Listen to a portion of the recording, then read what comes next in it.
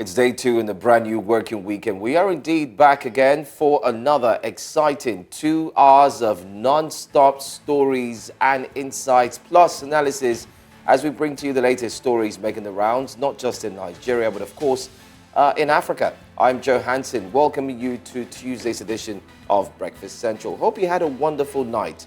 And do you recall some of the biggest stories that indeed did come out or were indeed as breaking news here on News Central yesterday, a fortnight?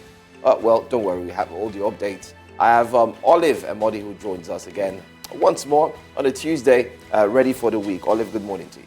Good morning, Joe. It's good to be here. So many stories have, of course, occurred in the past 24 hours. One of them would be the update regarding Nnamdi Kanu. Justice Binta Nyako has, of course, ensured that he not be granted bail, and this is something that will be talked about in the coming months. A number of people, of course, have reacted to the social media is agog with several reactions, and we're going to be looking at these reactions as well. We also have Adebola, who will be joining us this morning. Adebola joins us to look at, of course, what's been happening regarding the news. Good morning, Adebola. Good morning, Olive. Good morning, Joe. Feels good to be here again, another Tuesday. Good morning. Good morning. All right. Anyway, you did hear about the story of Nnamdi Kanu just yesterday, and he did take to the stand, but I think we do have that footage. Let's do our viewers a favor to start off their morning, letting them know what he had to say. So let's take a listen and see what he had to say. I can never be tried in any court of law in Nigeria. That's what the law says. Anybody standing in trial or coming to try me is a terrorist. That's what their law says. Section what, man? As simple as that. Section 2, subsection 3F of Terrorism Prevention and Prohibition Act. That's what it says. Any court considered to try me is committed an act of terrorism. Yes. Very clear. You cannot violate a treaty that Nigeria entered into and then come to try that very person. It's not done anywhere in the world. So you must be aware of that. So that is why there is all these ridiculous delays. That is what Supreme Court said. I did not jump bail. My home was invaded. They came to kill me and I survived. They came to Kenya to kidnap me, brought me back to this country and seeking to try me, which the law says cannot happen. You cannot violate a treaty that Nigeria entered into and then hope to stand on that illegality to conduct the trial. Is not done anywhere in the world. I will have it in my case. Nobody has, there's no exception. No exception whatsoever. That's what the law says. Section 12 of the Constitution, what does it say? Any treaty ratified by Nigeria becomes law. It's law. You cannot change it. It doesn't matter what they do. All these shenanigans is just pure rubbish. You never stand. Not with me. I believe in justice and fairness. That's all. All right. Anyway, from his reaction there, and then the one that also happened yesterday where he took to the stand and went ahead to read out to the judge, making it clear that this is what the law says and you're not living by the law. Well, there's back and forth concerning this conversation. And like Olive rightly said, it's going to be in the news for a very long time to see if it's done purposely to ensure that Nnamdi Kanu does not get to leave prison, or better still, he would remain there for as long as possible. Debola, first of all, Olive, there are several reactions to it. A number of people have said that Justice Binta Nyako has been acting. Some have claimed that her judgment is not in line with the provision of the law because the reason why he's been denied bail is because he's been cited to, recounted to have jumped bail. Now, in his defense, he did not jump bail. He was attacked and members of his family were killed and he fled for his life, which is a defense. And an earlier court had ruled that, he did not jump bail and that, he was only just protecting his life. So it's just a number of reactions. Some people have inferred that Justice Nyako is being manipulated. They, of course, make reference to the case brought before the EFCC against her husband and her son. And the conspiracy theories have started to come up. But this is a story that goes on. Adebola, it will be interesting to find out what your thoughts are regarding you rightly the story? said, Olive, we have different sides to the story, different perspective regarding this case of Nnamdi Kanu. Now, he's talking about no court in Nigeria has the right to try him, as that would be a violation of the law. I'm hoping to see what other lawyers, learned colleagues would, say about these stands, talking about him being ambushed, and then his house was broken into, and then he was brought down to be tried, and that's totally against the, a violation of the law. We're hoping to see a follow-up on this. I'm sure lawyers would also come up with another, their own perspective or arguments if this is indeed correct or not. So this is one story indeed to keep our eyes on. Well, the interesting thing is that at some point during the show today, we head to the streets of Twitter, or X formerly called Twitter. We're taking some reactions to this story. Of course, Nigerians have been talking about it. Some for, some against it. Binta Nyako has been trending for the past 24 hours, and Nnamdi Kanu, of course, has been trending for the past 24 hours as well. These are some of the tweets we'll be looking at when we see what Nigerians are saying later in the show. Hello and welcome to Breakfast Alliance here on News Central TV. I am Adebola Adeduba. Let's begin by telling you that organized labor comprising the Nigeria Labour Congress and Trade Union Congress has reiterated its May 31st, 2024 ultimatum to the federal government to meet all the demands, which includes implementation of a new national minimum wage and reversal of a hiking electricity tariff. This followed the Monday emergency meeting of the National Executive Council of the NLC and TUC in response to the pressing national issues affecting Nigerian workers. Among the issues discussed by the labor leaders was the persisting non-compliance with the 2019 National Minimum Wage Act by some state governments. In the resolution jointly signed by the NLC President, Joe Ojero, and TUC leader, Festus Osifo, the labor unions also directed that their members in Anambra State mobilized for an industrial action in events that the state government did not meet the demands of workers by May 23, 2024. The convoy of Sheriff Oborevwori, governor of Delta State, south of Nigeria, has been involved in an auto accident. The incident occurred on Monday evening when the convoy suspected to be returning from Warri to Asaba, immediately after the Federal College of Education Technical Ibusa Road opposite the GSM Steel Company in Asaba. No casualty was recorded, but a source informed the newsmen that some persons were injured, including one of the orderlies and the driver. An eyewitness who pleaded anonymity said the cause of the accident was a result of a burst tire while on motion. Reconciliation moves by the leadership of the All Progressives Congress, APC, to persuade one of the governorship aspirants of the party and the just concluded primary in Ondo State, Jimoh Ibrahim, may have hit the rocks. The aspirant has pointedly told the committee members who paid him visits in his Asokoro residence in Abuja to allow the court to decide the matter as regards the April 20 governorship primary election of the state. Recall that Jimoh had approached the Federal High Court in Abuja to invalidate the outcome of the primary election that produced Governor Lucky Ayedatiwa as a candidate. Alternatively, Jimoh asked the court to remove APC from the ballot on November 16 governorship election. The news continues in West Africa, where Niger and the United States have announced they had reached a disengagement agreement with the reading of a joint statement aired on Niger's public television, Tele Sahel, which also showed members of the U.S. and Niger military meeting. The Director of External Relations and Military Cooperation for Niger said it therefore agreed that this pullout would end on 15th September 2024 at the latest. However, both sides added that the pullout would not affect ties relating to developments in Niger. Niger had been a key partner for the U.S. in combating insurgents in the Sahel region who have caused significant loss of life and displacement. Residents of Kinshasa, the capital of the DR Congo, have reacted the day after the army said it had thwarted a coup attempt. The residents are asking questions on how assailants can storm a minister's house without the authorities being informed.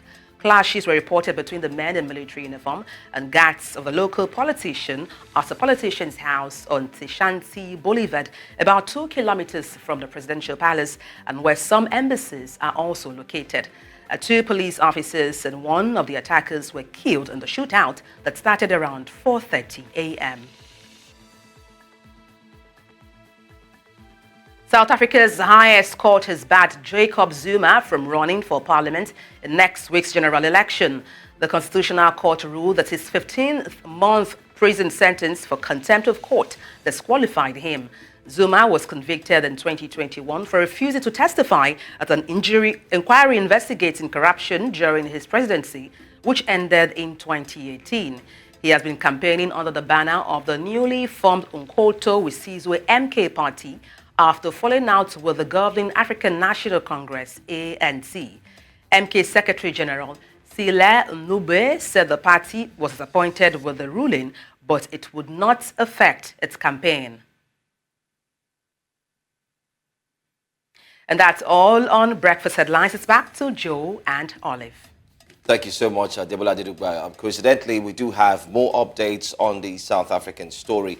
And not forgetting too, we also have updates on Nnamdi Kanu. Like I rightly said, our man was on ground to ensure he followed suit with every single thing that took place at the court. But I want to say thank you for joining us. We'll see you again at 9 a.m. You're welcome. All right.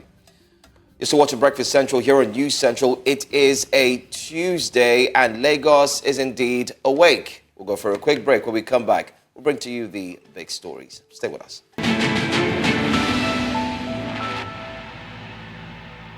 And thanks for staying with us here on Breakfast Central. The controversial leader of the indigenous peoples of Biafra, Nnamdi Kanu, has been denied bail by the Federal High Court in Abuja following the resumption of his bail application hearing. A trial judge, Justice Binta Nyako, maintained that Kanu had previously jumped an initial bail granted him by the court, a situation authenticated by his sureties, who had told the court that they were unaware of his whereabouts. Well, also an enraged Kanu then accused the federal government of embarking on an illegitimate trial contrary to conventions it had signed prior to his alleged kidnap from Kenya. Amadine Uyi, who's our man on ground in Abuja, brought this report. Take a look.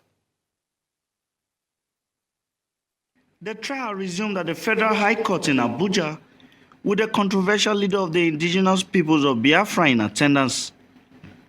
The court had listened to the applications submitted by the counsels to Kanu, requesting for bail. This was, however, turned down. She denied two applications. One is to restore his bail, and the other one is an alternative application. If you won't restore his bail, then transfer him to home detention. These two applications were geared towards providing the environment for him to get a fair trial. Unfortunately, the court was not in sync with us. The court also reviewed the conditions for detention at the DSS facility, requesting for more privacy between the counsels and their clients. We're going to go home as a legal team and ruminate over this and come out with a legal response to this anomaly. The court made some order that he felt is in our favor, but really it's not in our favor. He made modifications in the conditions of the detention at the DSS. If you recall, they used to take documents from us. They used to listen in because they bugged the place and everything. She made an order that the room should be changed and all that. This issue of bugging is a very critical and technical thing. And we know that the Nigerian DSS is about the most sophisticated secret police in the whole of Africa. And they have a lot of equipment. The walls, inside the bricks of their building has chips, microphones, cameras, inside the walls of their building. So there is no how the court has made it that they should give us a clean room. Who determines the cleanness of the room? An enraged Kanu after the trial expressed disappointment at the position of the trial judge, saying the whole case is a sham and an infringement of his constitutional rights. I did not jump bail. My home was invaded. They came to kill me and I survived. They came to Kenya to kidnap me, brought me back to this country and seeking to try me, which the law says cannot happen. Any treaty ratified by Nigeria becomes law. It's law. You cannot change it. It doesn't matter what they do. All these shenanigans is just pure rubbish. Now is the time for Nigeria to begin to bind the wounds of division. So I am therefore using this opportunity to appeal to our president, President Bola Ahmed Tinubu, GCFR, to to address some certain mistakes and missteps of the past. The trial judge Justice Binta Nyako maintains that Kanu jumped his earlier bail, thus is not eligible for a fresh bail. She says this was authenticated by his shorties, who claim that they did not know his whereabouts. In Abuja for News Central, I am Amadine Uyi. That's a report there from Amadine Uyi, the situation that took place yesterday there in Abuja. We did see Nnamdi Kanu there appealing to the courts to indeed ensure that they follow the law. And most importantly, we also had a lot of persons who have been talking about the situation, looking at the fact that his health implication is being neglected. Most importantly, he himself, Nnamdi Kanu, has called the entire case a charade, a sham, said it's not indeed what it's supposed to be. Aside that, there's also a clear indication that, like he said, that it's an infringement to his fundamental human rights as well. Indeed, he said all of that, and his lawyers have been saying the exact same thing. We can see him, that's a clip of him in court, where he was actually sharing with the judge and sort of putting it to the court what the position is. But we'll of course keep following with this story, and we will look at some of the reactions when we take what Nigerians are saying, and you can let us know your reactions to this story as well. Tweet at News Central TV.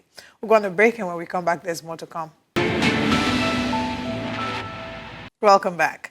Following the president's order to suspend the commencement of its cybersecurity levy, the Central Bank of Nigeria has officially withdrawn its initial circular to commercial banks, payment service providers, and others to commence collection and remittance of 0.5% of the transaction cost of electronic transactions as cybersecurity levy, in line with the provisions of the amended 2024 Cybercrimes Prohibition and Prevention Act. Well, according to the news circular, the Apex Bank stated in the revised circular dated May 17, 2024, the withdrawal follows the decision of the Federal Executive Council to suspend the implementation of the provisions of the law, citing the need to conduct further reviews. The introduction of the levy had sparked significant backlash from Nigerians who argued that its timing was inappropriate and would impose additional costs on businesses operating, especially in the country. Well, joining us now to discuss this further is a fintech expert, founder, Ancestors Advisory.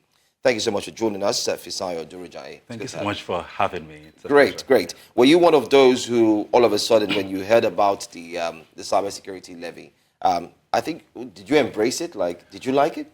Well, I'm not sure I embraced it. I did not embrace it clearly, right? Because I think that it is not needed. Number one, I think that electronic transactions have been, many charges are already on electronic transactions across Nigeria. So adding this one to it is just, I think it's totally uncalled for. That's what I felt, right? And of course, because the CBN is trying to push for digital adoption, I remember back in days when we used to travel from the east or to Lagos to buy with cash, and of course there are robberies on the road. Now they're trying to push for digital transactions a lot more, and of course while you're pushing for digital transactions, and then you're making the digital transaction a lot more expensive for people, to use. I guess it's like you're trying to move forward and backward at the same time. It doesn't work like that. So just to be clear, you don't think it was necessary at all? Because there were people who criticized it, but not necessarily because they thought it was bad, but they thought it was bad timing.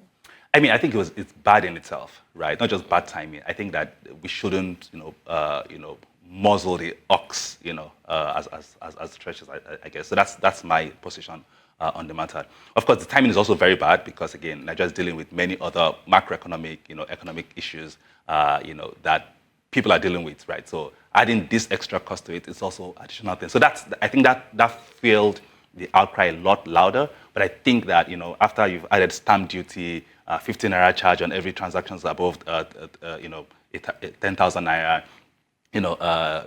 if you're using POSs, there is a 2% charge. I mean, there's just many transaction charges, for all kinds of digital transactions. Then thinking, okay, it's a great idea to add another 0.5% to this transaction. I think it's just wrong in every phase of it. Okay, and I'd like to just follow up to that and then talk about cybersecurity as a whole, and the necessity for cybersecurity.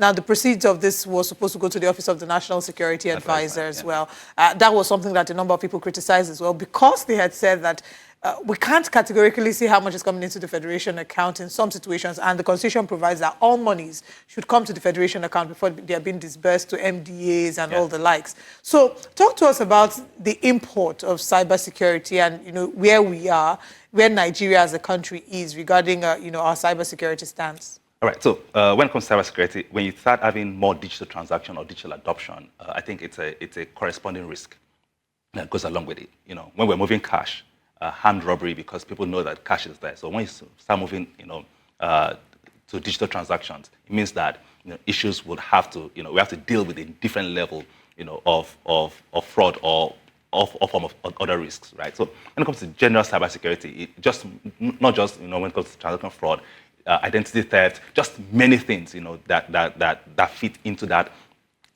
general umbrella, right? So I think the cybersecurity is an important part of any country as we go on. In fact, even some warfare strategy involved, you know, cyber attacks, you know, on countries, on digital infrastructure of countries. So again, it's an important part. No one is arguing that, right? But to put the point of argument to say, do you put that responsibility on people? That's the biggest question. I don't think that this doesn't deserve, you know, to face just another level of hardship across, you know. Again, people say that, I mean, don't ask what your country will give to you, but ask what you can do for your country. Well, I've been doing a lot for the country, I guess. So I've done maybe very little or nothing for many people. I guess that's where this issue is stemming from. But I was thinking that this would be good news, especially for fintech owners, because one of the biggest challenges that a lot of fintech, or you could say startups, businesses face is the cybersecurity. Yep. And the president speaking to his team and members, and then they come up with the cybersecurity levy. I was thinking, on the other hand, it's going to be, yes, this is good news, especially for us who own fintech businesses. We spend a lot to ensure that we protect our applications and so on and so forth. Why is it quite different this time? I mean, the cybersecurity levy, I mean, I think it's like many other things in Nigeria, it's just under levy. I don't think it's going to be used for anything, you know, anything. But even at that, even if, you know, there's a cybersecurity, national security advisor dealing with cybersecurity on a global scale, every fintech has the fiduciary responsibility to protect, you know, their own customers, to protect. So irrespective of how much you charge, that responsibility does not go away, right, from fintech. So if my account is breached by a fintech, will the NSA send the money back to me? No, it's the responsibility of the fintech itself to address security concerns regarding its own particular system, right? So this fee is just, I think, is just a ploy, right, to just take, to raise. I mean, we've seen analysis that suggests that these funds could be as high as 3 trillion naira, given the magnitude of the transaction, the volume of transactions being done, you know, across the country, digital transactions being done across the country. I think some reports says that, according to NIBS, says that last year alone we did about 600 trillion, you know, naira in transactions, right? And 0.5% of that is 3 trillion, right? So that's huge amount of money. What's the budget of the entire country, you know, in itself? So my point here is that every fintech has a responsibility to its own customer, and this cybersecurity action by the NSA, right, doesn't absolve anyone, no bank, no insurance company, no telco, no one of that responsibility. Maybe it helps support government digital assets. So, for instance, the NIN, you know, and many other government projects, right? Because again, we've seen situations where those ones have been breached. We've seen people's data being sold on dark web already, right? So maybe it could help protect that. But even if I'm going to support it, I'd like to see steps that they have taken already with what they have, with the small resources that they have. You know, it's not just about getting money first. It's about, okay, what have you done with the little resources you have? And they will see maybe with additional capital or with additional funding, it could be better. But, you know, I've not seen any sign like that. So there's really no justification for it at this time. Okay, so now let's talk about, I mean, where we are in our fight against cyber insecurity, if I may call it that. Where is Nigeria positioned, and what are the projections for the nearest future? I mean, I think where we are right now, I think it's a very horrible, bad situation where we are right now. Like I said earlier, you know, if our national identity data is being breached, if immigration service data is being breached, and people are seeing people's phone numbers, addresses, names, addresses, details online, and then being used for anything, I think the situation is quite there, right? So we're at risk of major identity theft issues and crises along those lines, right? So I think that we need to take cybersecurity a lot more seriously, especially from the government data perspective, right? And of course, I think that earlier this year I said we're talking about another national identity card. Again, just different dualization of work along those lines, right? So I think that we're far behind, like almost like we are in almost any other field, but. Right. While we know we have the technical expertise within the country from Nigerians here locally living here because of the huge technical skills, maybe not huge, but decent number of technical skills that we have. Nigerian developers and cybersecurity experts are regarded globally, right? People just leave Nigeria and go to Germany, go to Estonia and work there because they are really good people, right? So we have those resources here in the country. Maybe we can leverage some of those and then build a more robust system to support our cyber security systems. I mean, you are right when you say that we stand at the risk of identity theft. It's something I'll give you a key example. I was trying to get a police character certificate for someone in my family, and typically when you reach out to them, they'll send you a list of the required details because they need to register online first, and then they would ask you to come and capture. And part of the requirement was NIN BVN. And that sort of rubbed me the wrong way because I say, why do I have to share something as personal as an NIN and a BVN to you via WhatsApp or whatever means, so you then register it? And because of that, I had to sit down by myself, look for how to do it by myself online because I didn't want to share this information. But not a lot of people have the liberty to be able to say, I'll find a way to do it by myself, and then I can go for the capturing. So yes, we do stand at a great risk of identity theft. We're having challenges with collation of data. Every day they are telling you, come and do NIN registration. After a while, come and do another registration. And what happened to the one we did before? Exactly. So what is the way forward? How do we navigate this challenge that we're dealing with, especially when it comes to our data management? We do have a data management problem. If we didn't, in some measure, maybe the amount of kidnappings wouldn't have been as terrible as we've seen them in the past year. So how do we navigate this data management? And maybe is this time to maybe embrace more fintech? I don't know. How do we go about it? I think first is that government agencies need to talk to themselves a lot more. Not just government agencies, ministries, department agencies, everyone, right? And of course, private sector need to talk to themselves a lot more.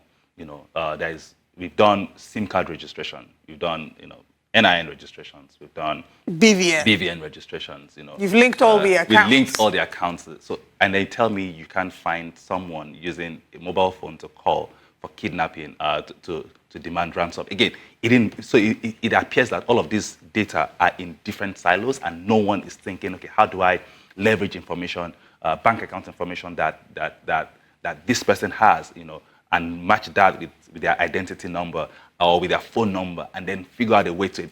Again, these are issues that needs to be addressed. So I guess the biggest problem here is that everyone is, this is my own data. This is your own data. So don't talk to me. And I think that's the first thing we need to get out of the way. So let's harmonize and clean up the data and say, okay, yes, so now we have a proper database that everyone could leverage for every other thing we need to do in the country.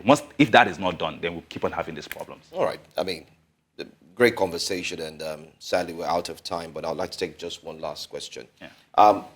Just before the cybersecurity levy was indeed stopped in terms of being implemented, we've seen the federal government come up with different ideas, and it seems like the cybersecurity was one of it, where there's a rush to, let's quickly put this up, and then they got the reactions from Nigerians.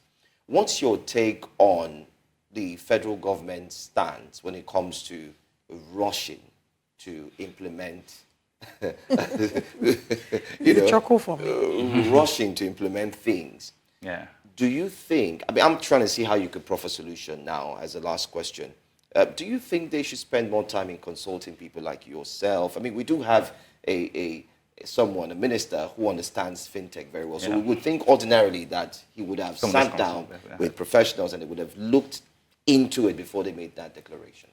So, well, the argument the government has made is that it's not a new law, right? It was first,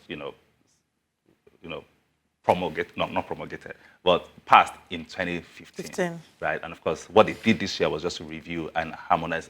They said there's some discrepancy that they need to address, which, from the senator side, it was, a joint committee of the Senate, the ministry, the departments, someone came together to get to this point, and this is the best that senators and ministers and everyone in government could come up with. I guess that's the first thing I wanted to clarify, right? So why do I think that there was a rush in this thing? Is that I think that there's a revenue problem with the federal government. So there is a drive for more for more money in the so at the expense of the citizens. Well, whoever has to bear the just take it and it's somewhere. So even the FIRS is given a target, like, okay, get more taxes.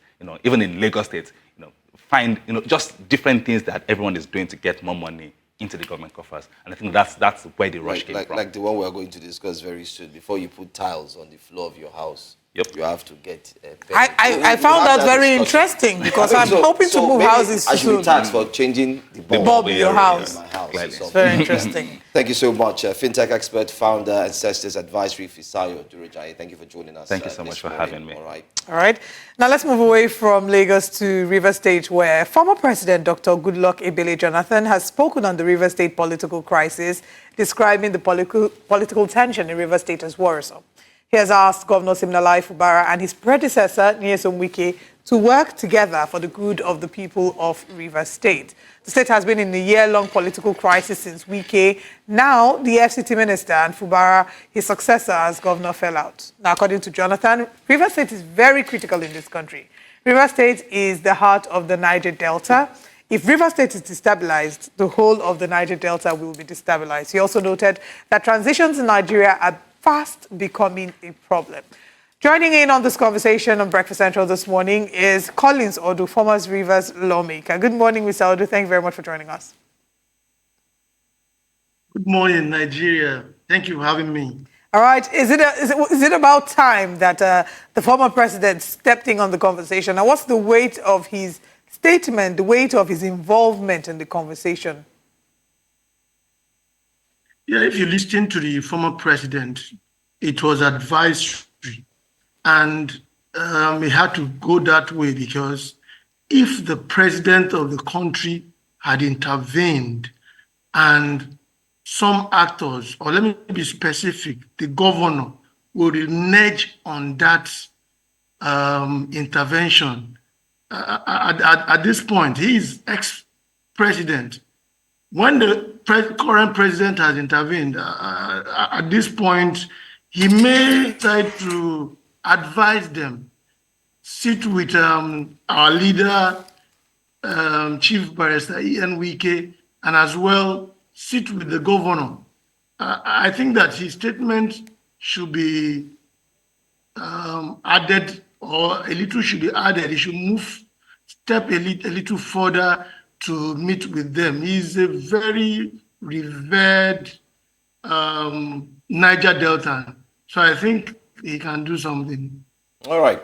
Talking about he can do something, like they say, you could only help one who is down if they equally stretch out their hands. In other words, they're also seeking help.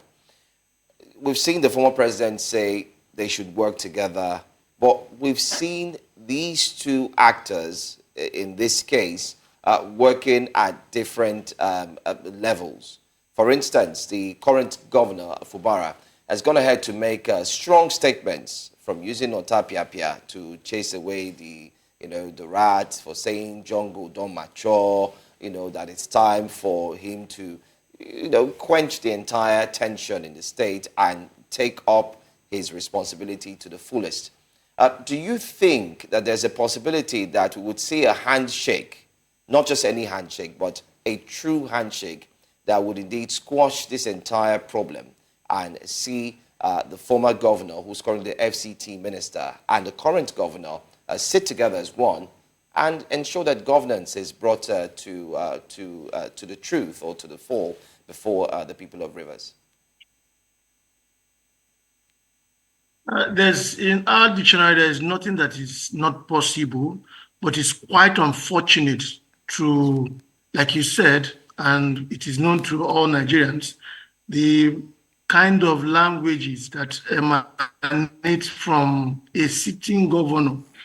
That is quite unfortunate. I don't think he knows the magnitude and strength of his position. Otherwise, he wouldn't be using such languages. It will send a wrong signal to even your followers. Recall that yesterday, when the president was commissioning, flagging off the project, one of the governor's allies stood up to speak. And from the angle he wanted to speak, the governor should notice that he was following his footsteps. The governor, from where he was sitting, had to beckon on him, and he had to stop what he wanted to say. These are things that a sitting governor, there are certain words that a sitting governor shouldn't be heard. In this arrangement or this 8-point truce, it is clear that Governor Oborevwori is not sincere about it. As soon as that truce was reached, the House of Assembly members came and immediately withdrew the impeachment notice, and they began to see the sluggishness of the governor to implement his part. And that is the reason why we are where we are now, because there is no sincerity in what he wanted to do. Here is a governor who would say A and does B. He came up and he made a broadcast to this truth, but his words were different from his actions. But don't you think, Mr. Odu, don't you think that the FCT minister should have also let go?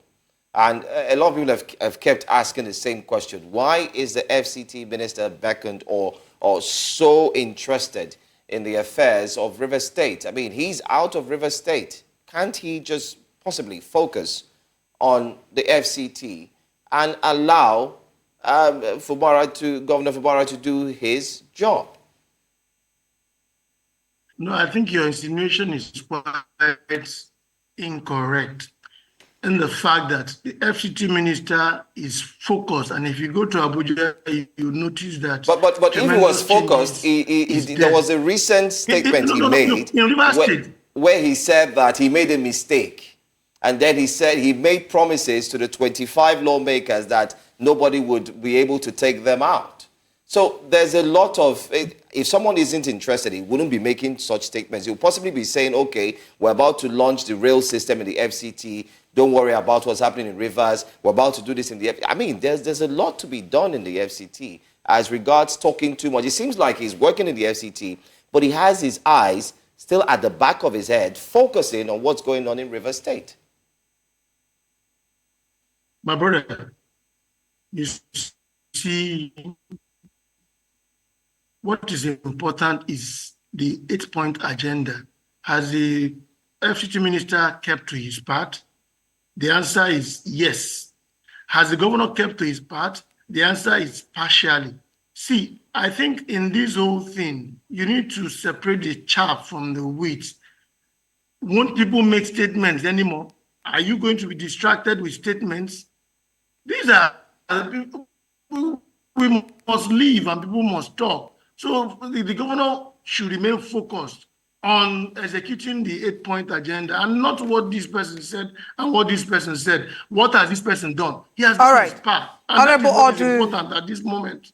Honorable Odu, can you please share with us? I mean, you've said that the former governor has kept to his own part of the 8-point agenda and the current governor hasn't kept his own part of the 8-point agenda. And I'd like you to shed more light on that. What do you mean by, he hasn't kept to his own part? What part has he not kept to?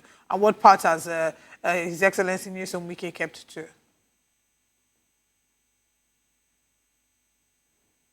Yeah, there's very sensitive parts that he has not kept. One is allowing the assembly to be. Two is representing the budget. And then 3 was to conduct a democratically elected local government council. Those 3 points are in the truce. And until today, the governor has refused to let the assembly be, even when there is a court judgment restraining the governor from relocating or appointing where the House of Assembly will do their sitting. The governor has sent out an executive order directing the assembly to be sitting in the government house.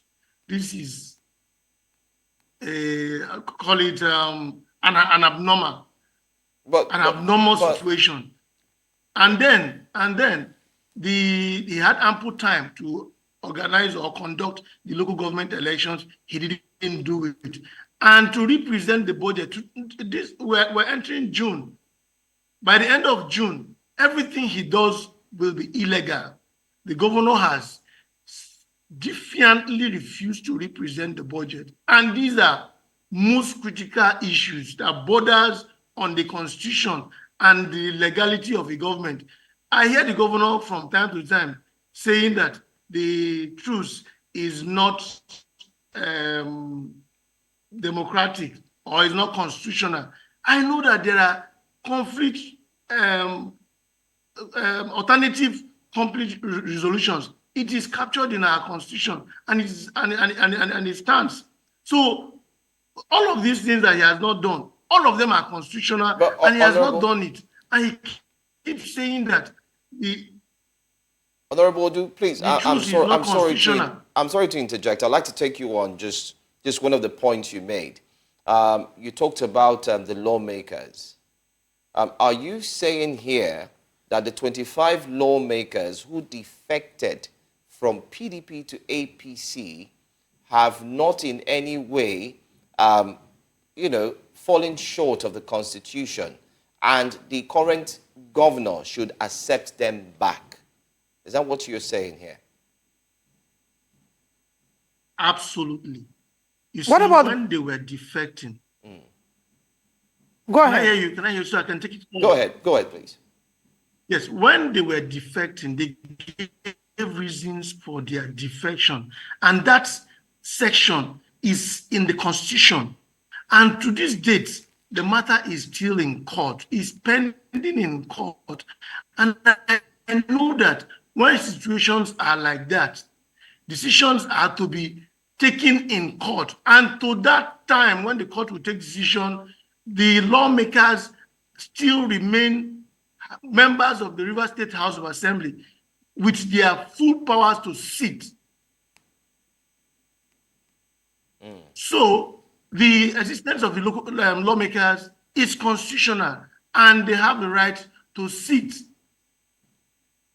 So it's unconstitutional for the governor to move the sitting to another place. It's unconstitutional, right? First and foremost, in the truth, it is there. There is a court judgment that prevents the governor from interfering with the assembly matters. And there is equally an order preventing him from determining where the assembly will sit. And he has flagrantly rebuffed and refused to implement or listen or do anything that has to do with these orders and court judgment. Okay, Honorable Odu, there are so many matters. I mean, we've had this conversation more than once. This isn't the first time. And I understand where your position is, which has really been the position for the most part. But if we go back to the genesis of this whole drama between Governor Siminalayi Fubara and former Governor Nyesom Wike, is it fair to say that Governor Siminalayi Fubara was not even given a chance to be governor of Rivers State? Because it was from the moment that he jumped into office, like he wasn't allowed to hit the ground running before certain structures were being talked about and structures being tampered with, were being emphasized. So did Governor Nyesom Wike, former Governor Nyesom Wike, should he not have maybe backed down or stepped back a bit and allow Governor Siminalayi Fubara to run affairs? Bearing in mind that I remember the Thanksgiving of an elder statesman, I believe, in Rivers State. He did say clearly there that when his time in office is done, he will not have anything to do with trying to influence or, or just trying to still be in government. He fought that sort of structure before he came in to be able to establish himself as a governor. Shouldn't he have been able to step back and not then be a perpetrator of a system he so blatantly fought against?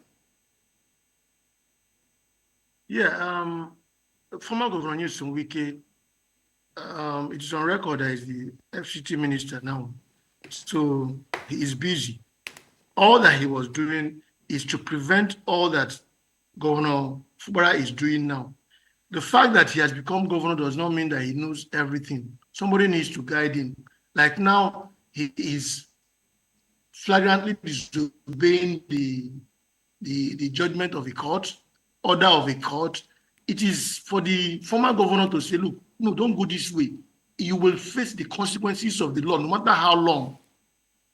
This is the reason why the former president came. You see, most of those who are advising Governor Fubara are those who are benefiting from him, and they cannot advise anything different from what he is expecting or what he wants to hear. Now the former president has come and without bias and has told him what is the right thing to do. For me, I think that Governor Nyesom Wike in no way wanted to infringe on what Governor Fubara is doing. The point is that Governor Fubara wants to fly before walking. So in that situation, he will be making a lot of mistakes because you must learn A before you learn B. All right. Let me. Okay. Sorry, I know we're out of time, but I mean, just to leave this on the table before we call this a wrap. I'm going back to my initial question. I do recall that you had said that the 25 lawmakers who defected from the PDP to the APC. I mean, the current governor did not have the right to call them or to say that their seats were vacated. But let me also remind us, according to the Constitution, Section 109 of the Constitution of the Federal Republic of Nigeria, there it makes it clear that a member of a House of Assembly shall vacate his seat in the House if he becomes a member of another legislative house.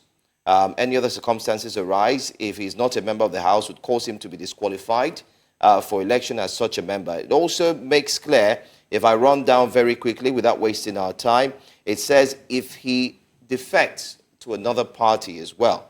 That's also obvious. So I'm trying to understand, I mean, as a journalist, we're also trying to understand how we want to interpret the Constitution, but yet we still want to hold on to the fact that people who have defected can actually be pardoned and they can still continue in their service. I'm still trying to find out how that works.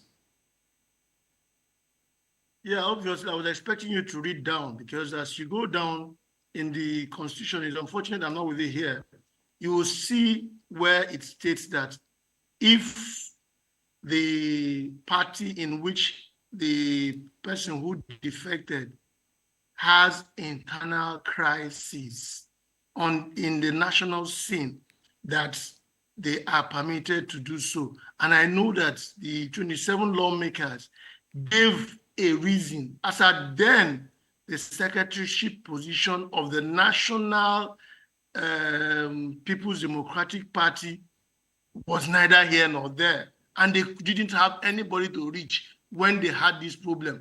And in Rivers State, it was a theater of war.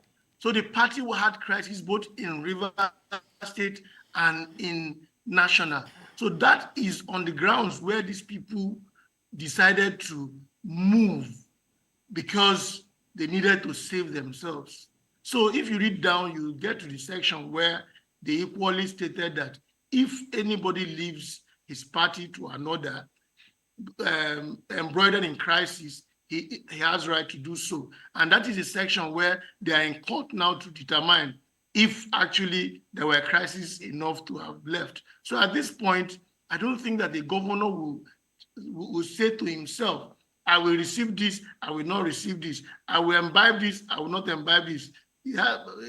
he has made himself a judge, a decider of the fate of a legislator. Is quite unfortunate. All right.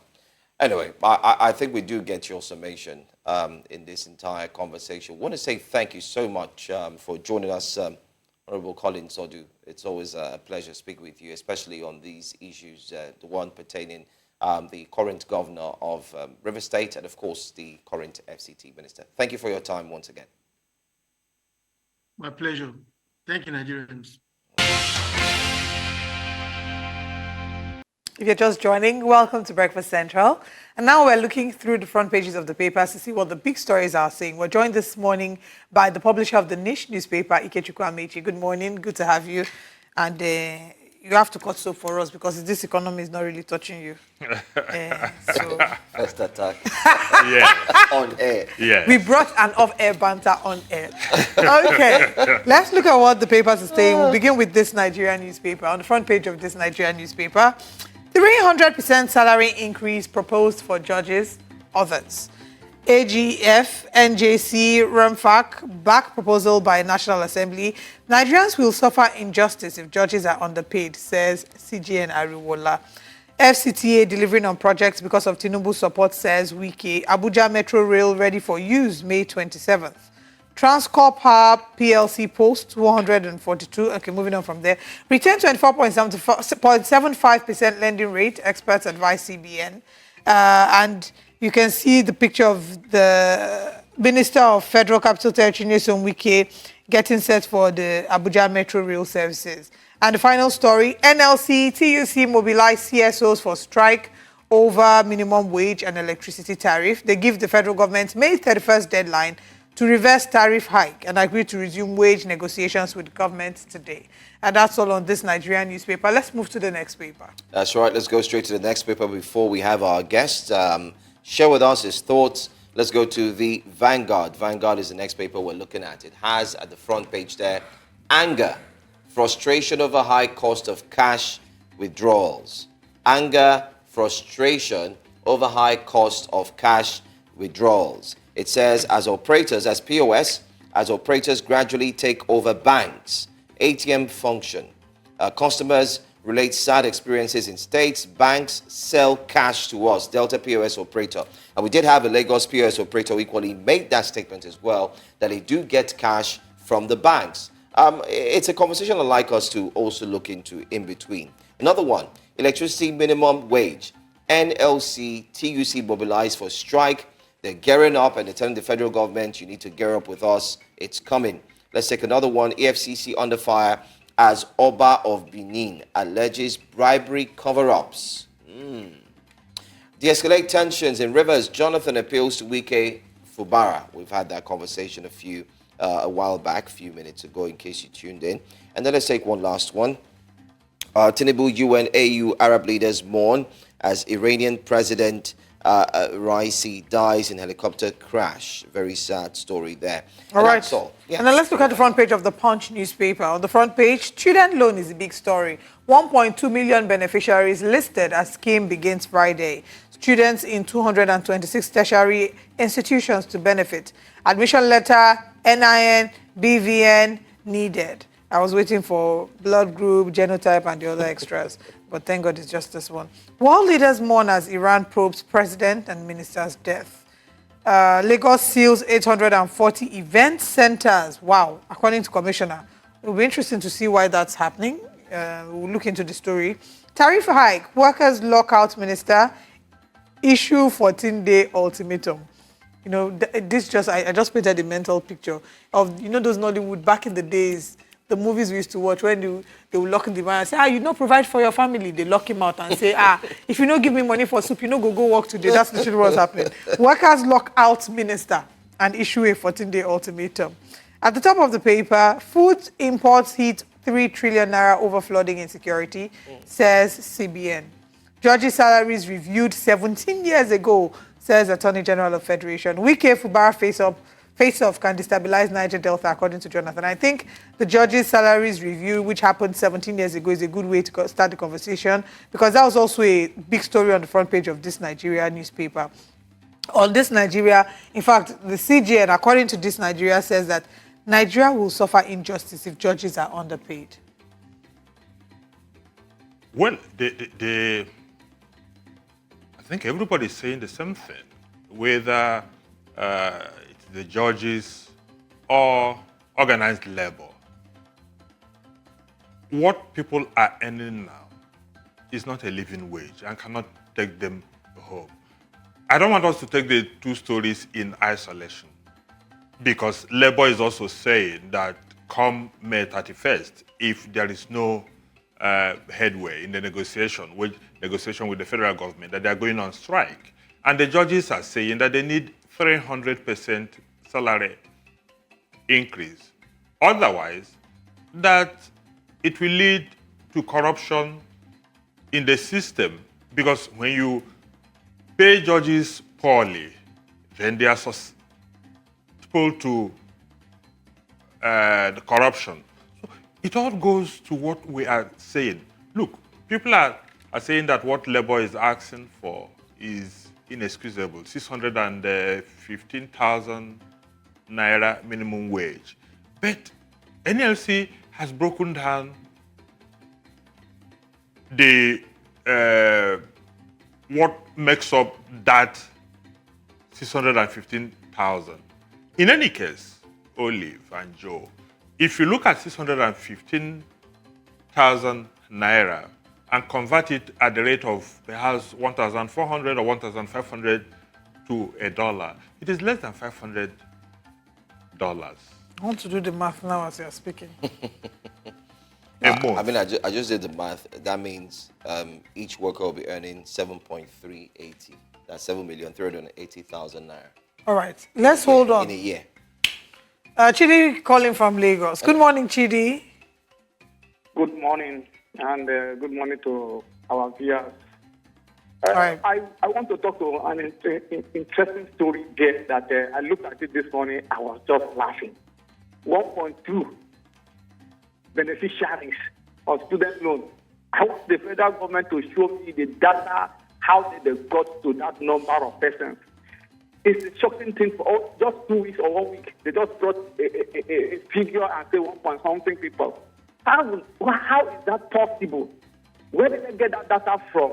And it's so embarrassing to see. Nigeria does not even have a comprehensive database to show the number of people we have. If you go to the hospital, you cannot even have a good database in the number of people that are giving birth. Now, immediately, that is looking for a way. Party government. I always say it in this video every time. They are doing party government. Will it not be that it is all APC members that they will be aligning to take that money as a student loan? Okay, how will they pay back that loan if they give the loan to those persons? They should come out to tell us. The Minister of Education should come out to say, okay, this is it. Explain. Then we ask questions. People will be asking him questions. He responds to us, not to write paper and just sit in his office. Nobody can go there and tell them. We will just accept it and we'll begin to talk on air. Please, Nigeria should just be wise and let's do the right thing. Thank you. All right, thank you very much, Chidi. That's, of course, talking about student loan. We'll come to student loan shortly, but I know you're wrapping up your thoughts on this. As I was saying, even if we go by what labor is asking for, given the circumstances we are in now, it's not even, it can be seen to be way out of the basin. But look, Olive, the 48,000 naira that they say the federal government is even saying is what they will pay, as NLC president said, it is rather ridiculous. How can you pay somebody 48,000 naira minimum wage in this economy, even when a Edo State government has unilaterally said they will pay 70,000? The federal government is saying they are paying 48,000. Meanwhile, political appointees, National Assembly members are taking home well over 15-20 million naira every month. And you are giving Nigerian workers, and you expect that that man won't be corrupt. Any Nigerian worker who accepts 48,000 naira minimum wage and tells you that he is living on his salary is lying. Because you can't even, ordinarily, if you have a car, you're going to fuel your car with at least 50,000 naira every week. That makes it 200 naira a month on fuel alone. Not talking about feeding, not talking about paying your rent, not talking about any other thing. So the government must be serious in negotiating with the workers. Some people have argued about inflationary pressure when you pay this and all that. But what do? Now, inflation, according to MBS, is well over 33%. Food inflation is over about 40%. Over 40%. Still counting. All right. So, how do you survive? All right. Let's hear from Elder David. He's calling here from Lagos. Good morning, Elder David. Thanks for calling. Please go ahead with your comment. Good morning, ma. Good morning, sir. Good morning. Welcome. Please go ahead. Thank you. The Labour Congress demand is very much in order. But timing, they should be careful of the timing. Because when you are talking of Labour Congress demand, you must know that there are some jobless Nigerians. They are old men. Every one of you will grow old in Jesus' name. Pensioners, they are there. What we are talking of inflation, and Nigeria instead, for the first time, never see. I was a member Nigerian Railway Workers Union. I never see where a chairman of the president of a union belongs to a political party. I think the man they call Adeho, they are showing very well that he's a member of Labour Party. And whatever he's doing today is political. And Nigerians should be very careful about him. Ultimately, on the 6th of June 2000, it was detained by Obasanjo. There was total knockdown. Ultimately did not support Obasanjo in PDP because he married from Edo State. Ultimately was from Edo State. He fight for the workers. He fight for the Nigerians. He fight for the youth and every other person.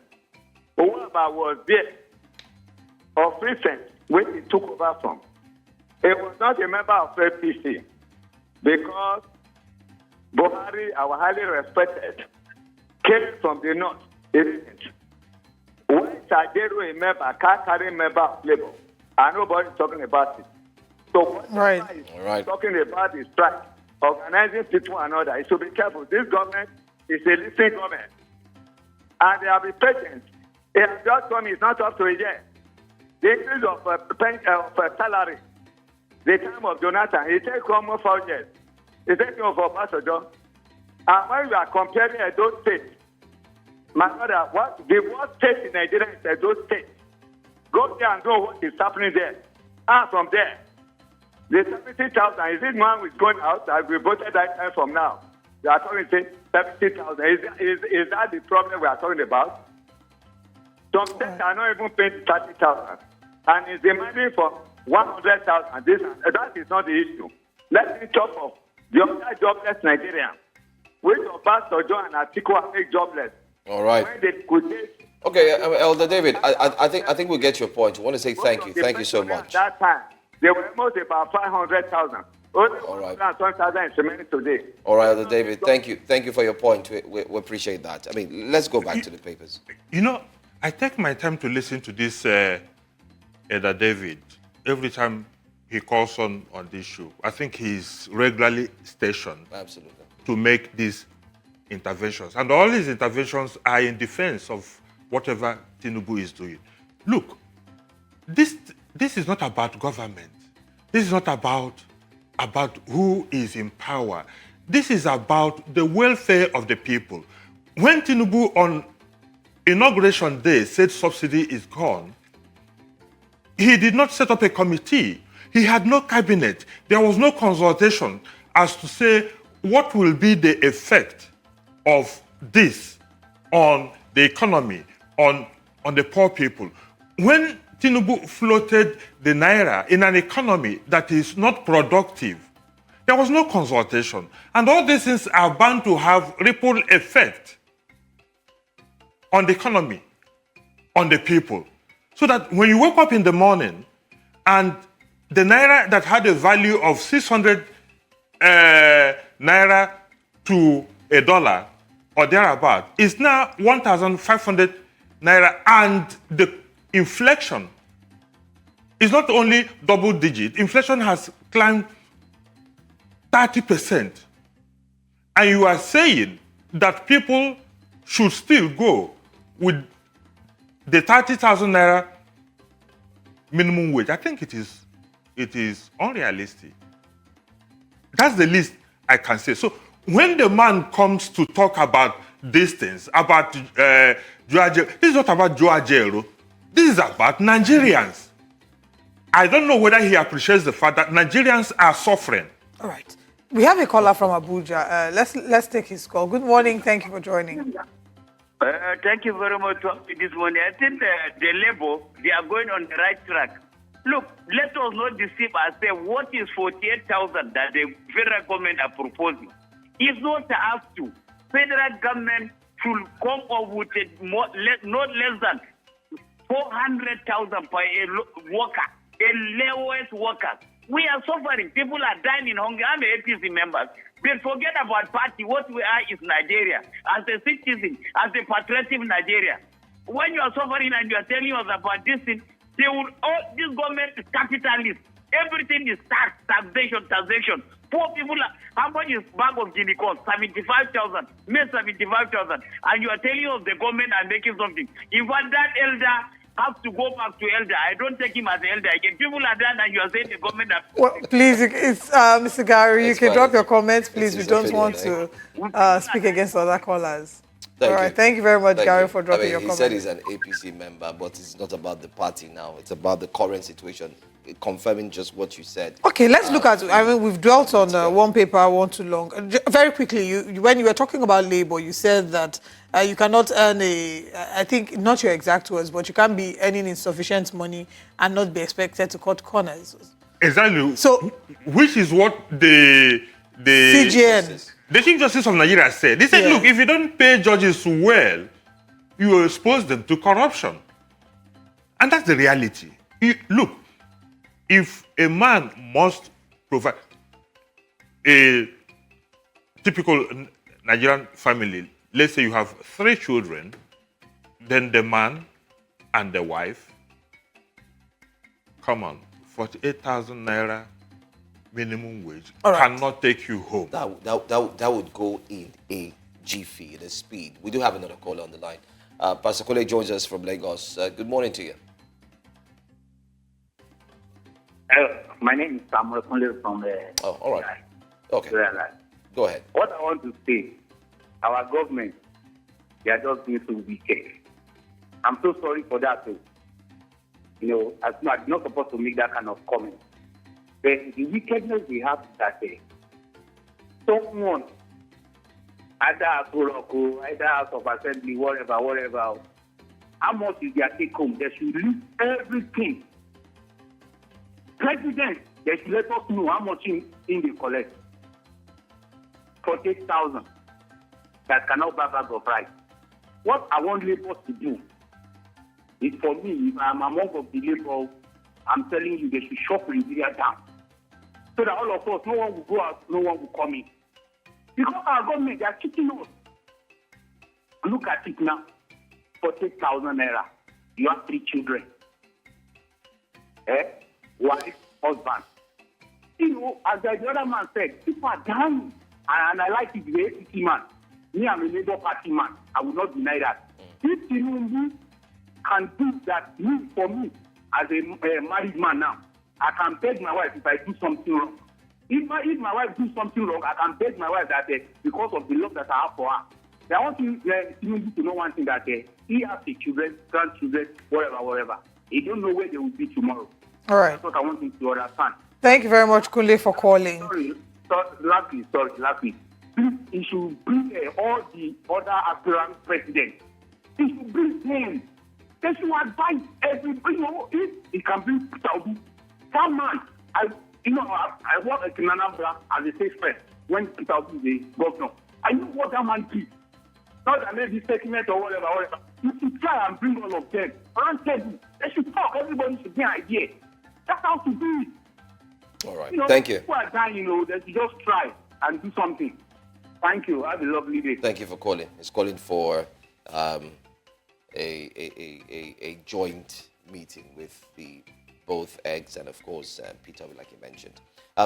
We're talking about one story, but let's move quickly. Let's move quickly to the one in Vanguard. Anger, frustration over high cost of cash withdrawals. Talking about the POS operators, where they've said that they get their cash from the banks. The ATMs are no longer dispensing cash. It seems like there are profits from the POS operators, and it's kind of like pointing back to the bankers internally. It's a scandal. You go to ATMs now, and it is simply tell you, sorry, not dispensing. You go into the banking halls, you can hardly get 20,000 naira from the banking halls. But you step out of the banking hall, just in front of the bank, there's a POS. And even if you want 500,000 naira, they give to you. So where did the POS operators get the money that the banks don't have? It then means there is a collaboration between the bankers and the POS operators. And of course, the POS people, I think they charge 200 naira per 1,000.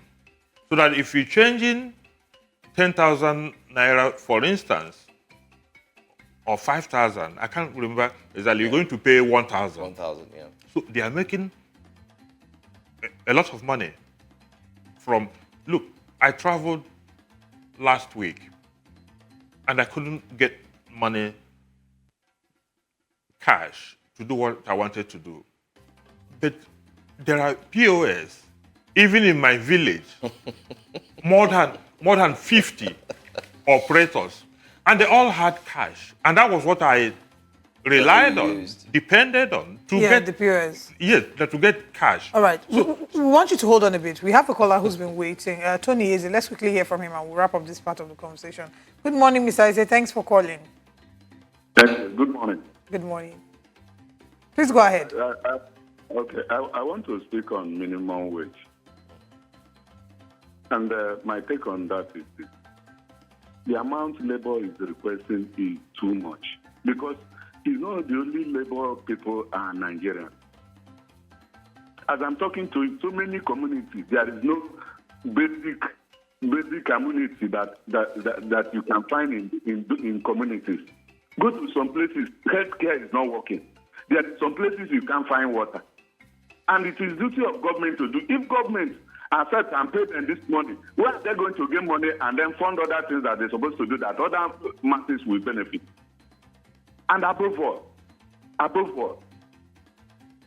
the Nigerian labor, how many of them can work that amount in a month for Nigeria? Or it's just to settle them because they are Nigerians and they are working for Nigeria, you settle them. How many of them can work it in a month? The amount that they are requesting for. And that's the simple truth. So many of them, they are just going in office, signing, and then gifts and then go away. So many of them, a few of them can work that are productive in the office. A few of them. All right. Thank you very much, sir, for sharing your thoughts with us. We, of course, are fast coming to the end of this segment. And there's so many stories I wish we could have touched, but we haven't been able to touch. Okay. You were talking about the POS and, as quickly as possible, let's wrap up the conversation. It boils down to corruption. Something is not right there. That the banks don't have money to give to people, yet POS operators have money. Where are they getting the money from? That's why they are trying to regulate POS. They've told them to go and register their businesses with the CAC, even though a number of them are not taking it lightly. A lot of people are in support of that. Yes. We have a way of corrupting everything. Everything. No matter how noble the idea is, everything is corrupted somewhere along the line. And that is the bane of this country. It is very unfortunate. All right. I mean, as quickly as possible, I'm trying to see which one we should take and which one we should leave behind. Maybe I should get your thoughts on a paper that we haven't taken yet. And there's just one story on that paper that catches my eye. That's the Daily Trust newspaper. Because we've touched on the others. I mean, there's a big story on the Daily Trust that said bandits in military uniform abduct 20 in Abuja. 2 attackers captured police. Estates buy pump action, other weapons for vigilantes. We've been taxed to fix police vehicles, says residents. So I want you to react to this story. And after that, we'll quickly touch on Kanu governor buys 2.7 billion naira vehicles for lawmakers. Well, the bandits in military uniform abducting 20 people in Abuja. It is the same story. Same, because it is the same insecurity. And no matter how much the government claims they have stemmed insecurity, stories like this go to confirm that a lot more still needs to be done. Abuja, after the initial, to borrow a local parlance, after the initial gara-gara, and saying we've come back to square one, which is that insecurity is still prevalent, even in Abuja. Whether they are wearing military uniforms, camouflage, or whatever, the truth of the matter is that 20 people have been taken away now, and ransom will be paid before they will be released. So the issue of insecurity is still and that goes back to one story that you read that CBN or so, saying that Nigeria now spends about 3 trillion. Yes, food imports hits 3 trillion over flooding and insecurity. Of insecurity. You know, all these things are interwoven. If there is this level of insecurity, farmers cannot go to their farms. There will be no food, and you have to depend on food importation, and food inflation continues to rise. So we are in a mess. Until we tackle the fundamental issues, nothing is going to work. And going to the Kano story quickly. Yes. The Kano government spending 2.7 billion naira. Billion. It now goes back to what we are saying. The politicians are leaving it up. The political appointees are leaving it up. But the masses, the man who called last, Tony Eze, is talking about 615,000. Nobody is saying that 615,000 is it. But that is a negotiating tool. The government must be able to come halfway and meet labor where it ought to be met. But for crying out loud, in an environment where the politicians, the lawmakers, and don't forget, most of these lawmakers in Kano are NNPP. So it does not even matter which political party that we belong to. The cars that were shared in the National Assembly, Labour Party lawmakers took theirs and nobody raised any whimper. So it is the political class that is to be blamed. That is to be blamed. And they are leaving it up at our expense, the workers. We have less than a minute to go, but I want to quickly ask you this. I'm going to take this much later when we look at what Nigerians are saying. And it's a tweet of Bashir Ahmed, which forms the fulcrum of the second part of the conversation later. He said, and I quote, I'm hoping if we have the tweet from Bashir Ahmed, please let's put it up. The latest news from my state, Kano, is that Governor Abba Kabir Yusuf has purchased 41 luxury Toyota Jeeps for the State Assembly members at the cost of 2.78 billion.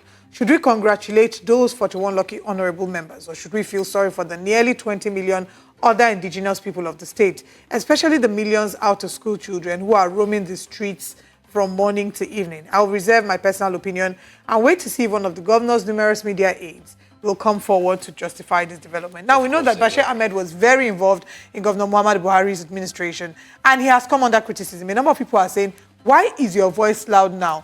Why was your voice silent in the previous administration? When at the federal level this was done by the by the lawmakers, Why was your voice silent? Why is it now? Because it's not an administration, because the governor is not from your political party. So I want your thoughts on people criticizing him. Is Bashir Ahmed in the right position to criticize his administration? Or, I mean, he shouldn't even be, he shouldn't have anything to say about it. I don't take people like Bashir Ahmed serious. You see, I don't even want to dignify him with commenting on a decision. What did Bashir Ahmed say when members of the National Assembly, who predominantly are members of APC, collect their decision? He's only talking now because it cannot say the government is an NMPP government. So people like that, I don't want to dignify them. But the truth of the matter is that, look, the political class, and it has nothing to do with APC or PDP or Labour or any, they are all the same. These guys don't care about the poor people out there. So those who are, when Elder David comes to talk about APC and Tinubu and co, the question I ask, how are the policies of this government benefiting you as a person or benefiting the man on the street? Has Tinubu called down on the presidential fleet? Has he called down on the expenses? Look, the presidency of Nigeria lives in much more luxury than even the countries where we are going to borrow money, than even some of the Western countries where we are going to borrow money. The Prime Minister of Britain flies commercial. Right. And here, a poor country, you are crying out loud, you don't have money to do this, and you are paying so much, you are spending so much. Look, this same government that is crying gave 90 billion, subsidized Hajj, 90 billion naira. That's a conversation for another day. And that's about politics. Well, Tinubu is only playing politics of 2027 when the people are dying on the streets, when inflation, nothing is being done, and people are dying every day. You see, the conversation about subsidizing religious trips is a conversation for another day. But for the longest time, we've wondered, like a government that is particular about cutting costs, should that government be prioritizing sponsoring people? And this is regardless of the religion, whether you're sponsoring them to Jerusalem or you're sponsoring them to They are being deceitful. They are being deceitful. It is not about the people. It is about them. It's about political survival. Anyway. This conversation, thank you so much for being here. Thank you for your points. We'd also like to thank our callers. Tomorrow is another good day for you to call in and react to the front pages of the papers. We'll go for a break. Olive will be taking us through what Nigerians are saying, more of what you were saying after this time out.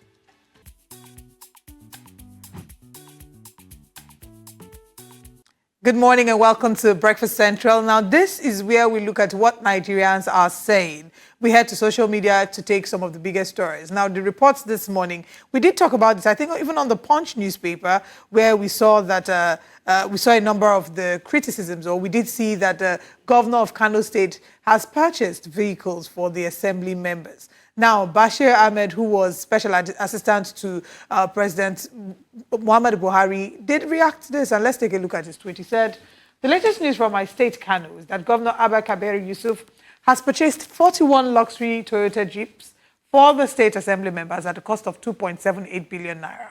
Should we congratulate those 41 lucky honorable members, or should we feel sorry for the nearly 20 million other indigenous people of the state, especially the millions of out-of-school children who are roaming the streets from morning to evening?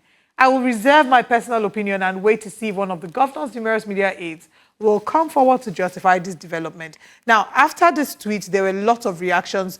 Many people criticizing him, saying, "Where was your voice when the others did it?" Prince Charles, that's Black Soldier, says he didn't call them out. That is the hypocrisy in all of it. which is very typical with the average Nigerian politician. They suddenly know all the answers to all the problems and immediately become critics as soon as they leave office. Did you ever see him call out Ganduje when he was stuffing his clothes with bundles of dollars? No. Next tweet from Oladimeji says, well, I assumed you support what Abba Yusuf is doing now because Bashir didn't condemn Ganduje while he was the governor. That's simply what you mean. And don't you ever and never condemn any state government ever again, because even Peter Obi bought cars during his tenure as such. Whoosh. Look at more tweets. Danny_NK says, Bashir, did the out-of-school children just spring up recently? What did Ganduje and the APC do about it? We have a few more tweets. Let's look at more.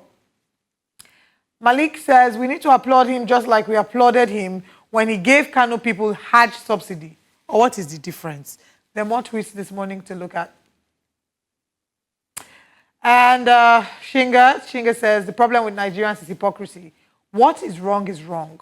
These politicians are taking advantage of our mumu. He is my tribe, my religion, my party. Tinubu bought 400 SUVs for the National Assembly. Bashir Ahmed did not will because it favors him and his family. And that's all the reaction regarding that. What's your thought on this story? Let us know on X at News Central TV. We move now to our next story where Nnamdi Kanu has been denied bail again. And of course, this was the case by Binta Nyako in her court where she was unfortunately, she wasn't allowed to grant bail. There were several reactions as to why she did not grant the bail. So let's talk about these tweets and look at some of the reactions that social media users have said regarding this. Jagun Labi says, glad to see Nnamdi Kanu, MNK, calling Binta Nyako my lord. Even inside zoo, there is order. Jail him for 50 years. Okay, this one says, Binta Nyako, the world is watching you. Let's take the next tweet.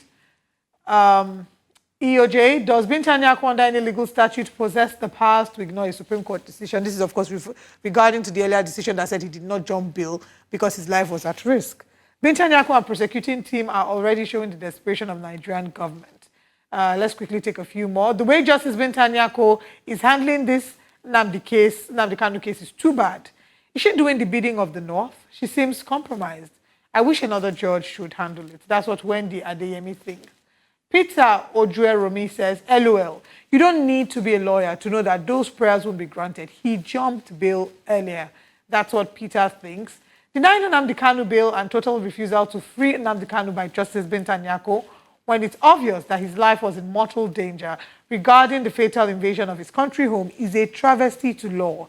Dictatorship is truly a one-way street. Binta Nyako must obey the law, according to Okechukwu Uzo. Justice Binta Nyako's legacy will be judged by her own conduct and rulings during the trial of Nnamdi Kanu. Her decision and judgments on these cases will be part of her body of work for generations yet to come. All eyes are on her, according to Prince Anakwe. What are your thoughts? Let us know what you think on both stories. You can tweet at News Central TV on all platforms. We'll be right back. We have more conversations, and this time we're heading from Nigeria to South Africa. Stay with us. Good to find out what Nigerians were indeed saying concerning those stories. Now in South Africa, the top court ruled on Monday that former President Jacob Zuma is ineligible to stand for parliament in next week's general election. The Constitutional Court ruled on Monday that Zuma's 15-month jail sentence for contempt of court in 2021 disqualifies him from standing in the May 29 election. The top court threw out Zuma's complaint against an electoral commission decision that a previous conviction for contempt prevents him from becoming a member of parliament, ruling that the constitution bars anyone sentenced to more than 12 months in jail. Zuma, by the way, left office in 2018, dogged by corruption allegations, and was convicted of contempt of court during a case in 2021 and sentenced to 15 months. He eventually served less than 3 months in jail, but the court ruled this remission irrelevant. Let's take a look at how members of his MK party reacted to the Constitutional Court's decision. It has been announced on the court where they said that President Jacob Zuma must not be on the list going to parliament. But Jacob Zuma is still, I'm emphasizing, Jacob Zuma is still a party leader. Jacob Zuma is on the ballot paper of MK Party, and then people are still going to vote Jacob Zuma in numbers. We feel vindicated and disappointed, but we are happy that Jacob Zuma is still the leader of the party. He still dictates in MK Party what needs to happen. Well, joining us this morning is Terry Zlani, former chairman, the Electoral Commission of South Africa, Johannesburg, South Africa. Thank you so much for being here. Thank you very much for having me, and good morning to your viewers. Let's go straight to this. The Constitutional Court has indeed made its decision known to Jacob Zuma and his party, the MK Party. What's the way forward for this? We also do hear that his picture and his face will still be on the ballot papers because it was printed earlier on, so there's nothing that could be done. The MK Party seems to be confident that this would not in any way affect his chances in the future. What are your thoughts on this? Well, Mr. Zuma's candidacy to be part of these elections was never going to have any bearing in terms of the design of the ballot paper. The ballot paper only has the name of a party leader as well as the emblem of a party and the name of that party. So irrespective of the outcome of this court challenge, his name was still going to be there on the ballot paper. But what it means for the MK Party is that Mr. Zuma, of course, is not going to be able to go to parliament. And then therefore, because the Constitutional Court in South Africa is the court of the last instance, it means that this is the end of it until after 5 years when he is eligible in terms of Section 47 of the Constitution. All right, let's talk about the ways in which this disqualification for Zuma will influence the strategies and the outcomes for major political parties in the upcoming election. Well, as you know that Mr. Zuma, as a former president, is a very influential figure. And then therefore, I don't think the fact that he is not going to be part of those who are going to parliament when MK Party does qualify and does get members to go to parliament, it will in any way affect the standing of the MK Party in terms of the way it is viewed by the general electorate. All right. The Deputy Chief Justice Raymond Zondo concerning the State House capture back then, where Jacob Zuma was indeed, first off, he had to face that situation where he actually went ahead 15 months without not being able to get the freedom to participate. And now there's an opportunity for him to participate at the elections. But unfortunately, this judgment did come at a very rather, I would say, a sad time. Do you think that there's a possibility that the MK Party, of which he belongs to, will be looking forward to 5 years from now, where we hear that he would be able to go again 5 years after this? Can you confirm that for us as well?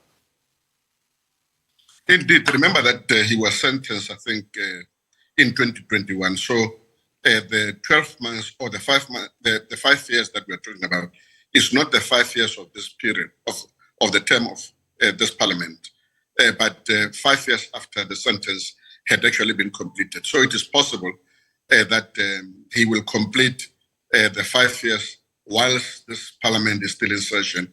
And it will be up to the MK Party and up to Mr. Zuma whether after that period he still wants to be part of parliament.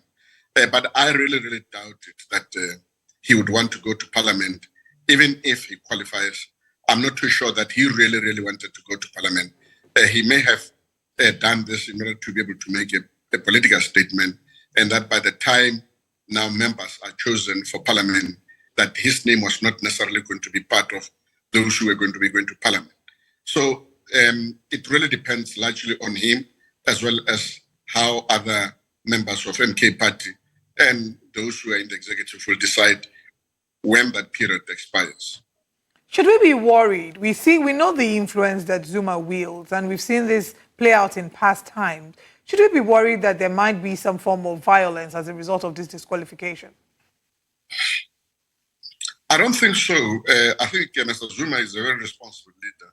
And then all the political parties in South Africa and the leadership of political parties in South Africa are well aware that it would not be in the interest of the country to plunge the country into violence.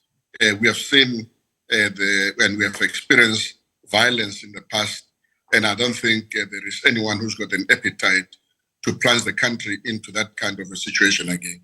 I suspect that both Mr. Zuma as well as the MK party may want to really test their support in terms of the electorate, and they'll be very keen to make sure that there is nothing that disturbs these processes so that they can actually be able to assess the kind of the support they get in terms of the electorate. There are opinion polls that are giving MK party a certain percentage, and I think the only thing that can be able to determine as to whether indeed they will be able to get the kind of percentages that people are speculating about, it's through a ballot.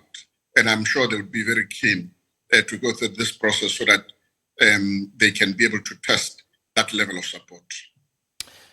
Thank you so much, former Commissioner, former Chairman, I beg your pardon, the Electoral Commission of South Africa, Mr. Silani. Thank you so much for joining us this morning. And we'll look forward to get more updates. Let's see what will come out from the MK party, because we're certain that there will be reactions to this. Thank you for joining us.